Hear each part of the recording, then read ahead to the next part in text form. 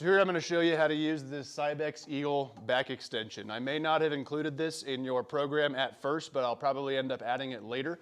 If you have a history of back problems and spine issues, I'll usually have you do extension on the VR1 to start with until you build up enough strength and familiarity with the movement to be able to get onto this machine.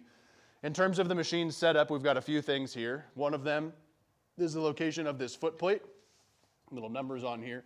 I will have given you a setting that allows you to maintain a slight knee bend so your legs aren't all the way straight or all the way up here while you perform it.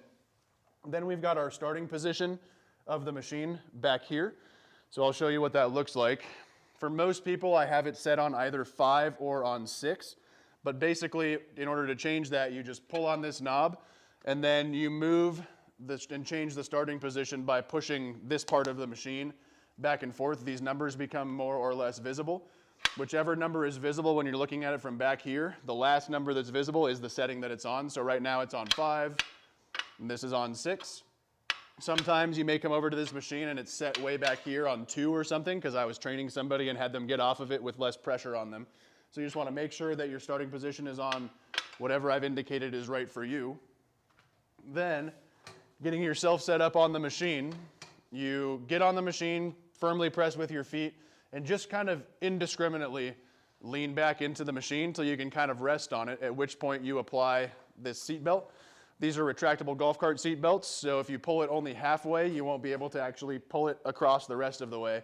So just pull it out a whole bunch, click it in, and then retract it so it's nice and tight across the front of your pelvis. And then continuing to get yourself set up. Getting your hands back here behind your head is usually best. I may have told you not to do that, in which case don't do it, but if I did, do it. Hands back here so you can pull your shoulder blades back and get your chest up. Then we initiate the movement by coming forward slowly and engaging through the erector spinae, kind of the back muscles that run up either side of your spine. It's very easy to feel this entirely in your lower back, which is okay, but the purpose of having your elbows out and your shoulders pulled back is to try and get some engagement up through both sides of your spine as well. So we get these pulled out nice and wide. We're contracting through those back muscles running up and down the spine, letting yourself come forward. You don't necessarily need to go to where the weights tap. You can just stop just shy of it. If it feels like a lot of strain to come down, just don't go there in terms of the range of motion.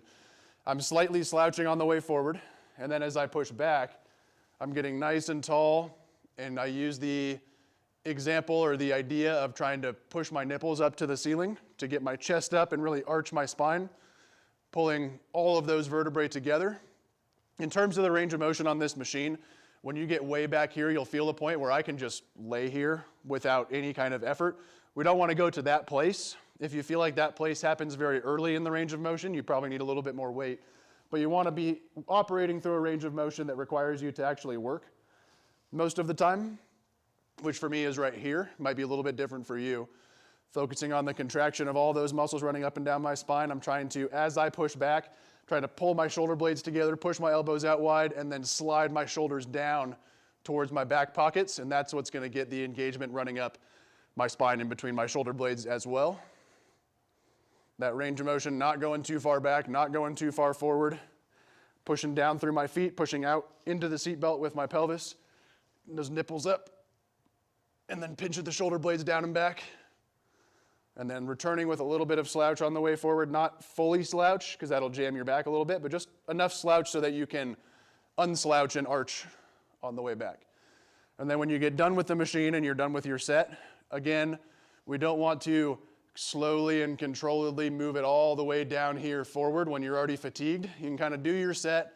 When you get on that last rep and you get back here, control it up until you're about vertical with your torso, and then just kind of let it come down indiscriminately again, at which point you then unclick your seatbelt and dismount the machine.